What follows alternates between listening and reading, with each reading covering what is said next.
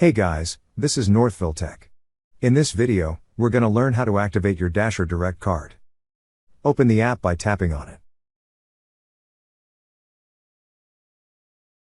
Now, log in with your email and password. If you have Touch ID, use it to proceed.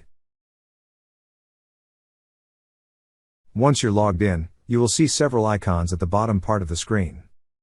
Click on the More icon. On this screen, you will see an option for Manage Card.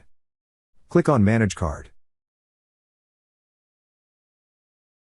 Under Manage Card, you will see three options. Click on the option that says Activate Physical Card. Now to activate your card, enter its last 4 digits and expiration date.